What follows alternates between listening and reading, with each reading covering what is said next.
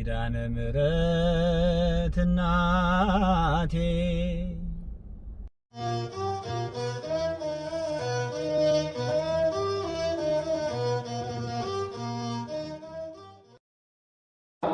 ሁለተኛው ላይ እግዚአብሔር ሴት ሆና የቤት እመቤት ሆኖ ሶስተኛው ላይ አባት ሆና መጀመሪያ የጠፋው እንስሳ ነው።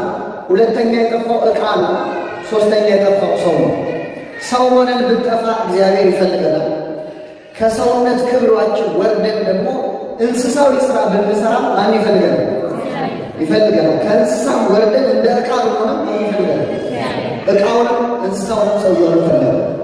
ሶስቱ ምሳሌዎች ላይ እግዚአብሔር ራሱን በእረኛ መሰለ፣ በሴት መሰለ፣ በእናት መሰለ፣ በአባት መሰለ። የሁላችን አባት ማን ነው? እናታችንም እሱ ነው ይላል ቅዱስ ያሬድ። አንተ አቡነ ወአንተ እምነ፣ አንተ አባታችን ነህ፣ አንተም እናታችን ነህ። እግዚአብሔር እናትም አባት ነው። እንደውም አለቃ ኪዳነ ወልድ ክፍሌ የተባለው ቤተክርስቲያናችን ሊቅ መዝገበ ቃላታቸው ላይ የሚላሉ መሰላችሁ እግዚአብሔር እናት አባት ብቻ ሳይሆን አያታችንም እሱ ነው ይላል። ምናችን? አያታችን። ምክንያቱም እግዚአብሔር በመጽሐፍ ቅዱስ ራሱን በዶሮ በወፍ እየመሰለ ይናገራል። ዶሮ ጫጩቶቿን ከቅፎቿ በታች እንደምትሰበስብ እኔ እናንተን እሰበስባችኋለሁ ይላል። እኛን እንደ ጫጩት ራሱን እንደ ዶሮ አለው። እስቲ ልጠይቃችሁ፣ ዶሮ ለጫጩት እናት ናት አያት ናት? በድንጋይ ውስጥ ዶሮ የለም። ዶሮ ለጫጩት እናት ናት አያት ናት?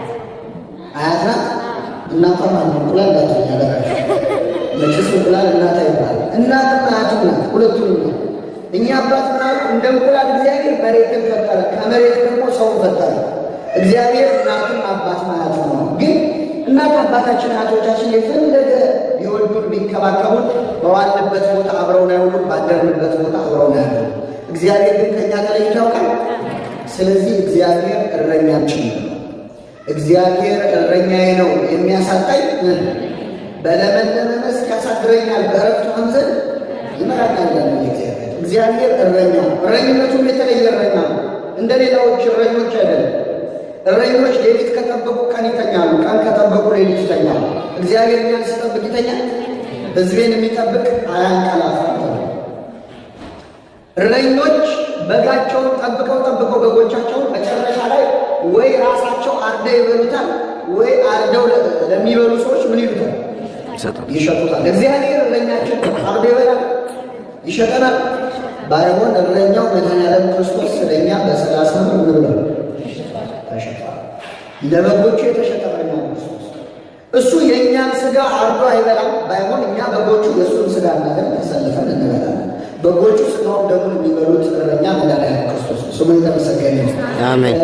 እረኛ ፍቅሩ እስከ ማረግ ነው። የክርስቶስ ፍቅር ግን ለበጎቹ ነፍሱን እስከ መስጠት ነው። እንኳን እረኛ አሁን ምናልባት እግዚአብሔር አለ አሁን ሀገር ቤት ለዓመት በዓል ለአዲስ ዓመት ለፋሲካ ለገና ተብሎ በግ ይገዛል። ታስታውሳላችሁ? እዚያ ገዙ ያለ ያለ አገር ቤት ከነነፍሱ ይገዛል እና ያንን በግ ለዓመት በዓል ገዝተን እናስረዋለን። ያ በግ ዓመት በዓል እስኪደርስ ድረስ ቤታችን ውስጥ ሲቆይ አንንከባከበው? አትንከባከቡት? ለምንድን ነው የምንከባከበው? በአፍባፉ ሳርስና ወርሰው ምናልባት ያለ እኮ እንደው ቤት አይነት የተባረሩ ሰዎች ናቸው። በልጅ የምንጠገብ አይመስላቸው ይላል። ለምንድን ነው የምንከባከበው? እንዳይከሳው። የእረኛ ፍቅር እስከ ማረድ ነው። የክርስቶስ ፍቅር ግን እስከ መታረድ ነው። ስሙ የተመሰገነ ይሁን። ስለዚህ እረኛ እግዚአብሔር ነው። እግዚአብሔር እረኛ የተባለለት ነው። ይህ እረኛ 100 በጎች ነበሩት ይላል። ከ100 በግ የተባሉት ሰውና መላእክት ናቸው። መላእክት በነገድ 99 ናቸው። የሰው ልጅ ደግሞ አንዱ ነገር ነው።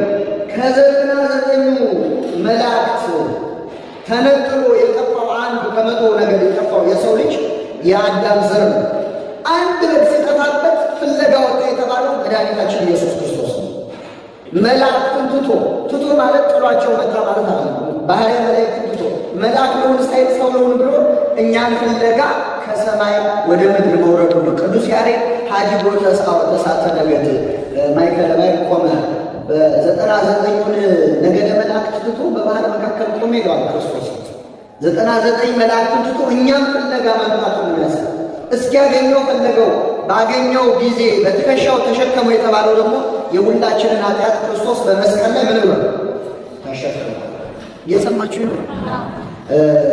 እና እንደውም ታምረ ማርያም ሲነበብ መቅድም ላይ ሰምታችሁ ከሆነ የጠፋ በግ አዳምን የፈለገው ባገኘው ጊዜ የተሸከመውን ቸሩን እረኛችን ክርስቶስን የወለድሽልን ወይ ምን ይበልሽ? ተረጎሙት። የጠፋው በግ አዳም ነው። ባገኘው ጊዜ የተሸከመው እረኛ ነው ክርስቶስ። ስለዚህ እኛም ፍለጋ መምጣቱ ነው። የተሸከመው ደግሞ በመስቀል ላይ የሁላችንን ኃጢአት ነው።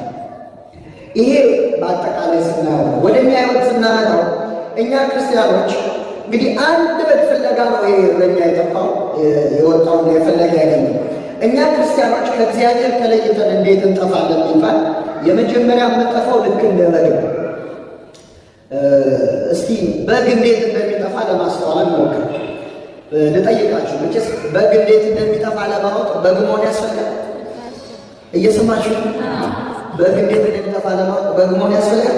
አያስፈልግም። ሰው ሆነን አንሞክር። እሺ ሞክሩ። በግ የሚጠፋው እንዴት ነው? አውቆ ነው ሳያውቁ? ትንሽ ታስባላችሁ። በግ የሚጠፋው አውቆ ነው ሳያውቁ? አውቆ ከጠፋ በግ አይደለም ያስባል። ስለዚህ በግ የሚጠፋው ምን እያደረገ ነው? አይ አልተግባባም። ምን እያደረገ ነው በግ የሚጠፋው? ሳር እየበላ እዚህ ጋር ሳር ሲበላ የሳር ሲደርቅበት ወደ ለምለሙ ሳር ሲሄድ፣ እዚህ ጋር ውሃ ሲጠጣ ሲደፈርስበት ወደዛ ሲሄድ ነው የሚጠፋው። አስበው የሚጠፋ በግ የለም። ቢመሽብኝስ ብሎ ያስባል። በግ ሲጠፋ እንደው ሰዓት እያለ የሚጠፋ በግ አለ?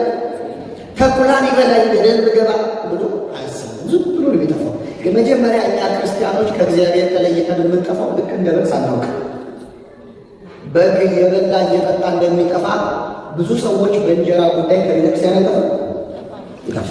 እዚህ ጋር ሳር ሲበላ ሌላ ሳር፣ እዚህ ጋር ውሃ ሲጠጣ ሌላ ውሃ እያለ እንደጠፋው አንድ ስራ ስንሰራ ሌላ ስራ፣ አንድ ንግድ ስንነግድ ሌላ ንግድ፣ አንድ ትምህርት ስንማር ሌላ ትምህርት።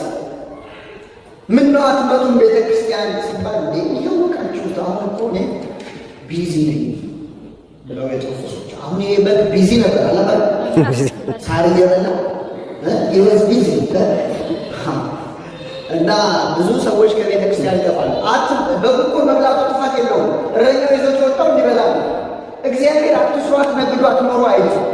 ግን እግዚአብሔር ቤት ለመምጣት ጊዜ ልናጣችን ምንም ቢሆን ይሄ ቢመሽብኝስ ብሎ አላሰበም። ብዙ ሰዎች ወደ ቤተ ክርስቲያን ለመምጣት አይመቸኝም ያሉ ሰዎች ብሞትስ ብለው አያስቡ። ሞት ሲመጣ አይመቸኝም ማለት ይቻላል? እንመጣለን ሁላችን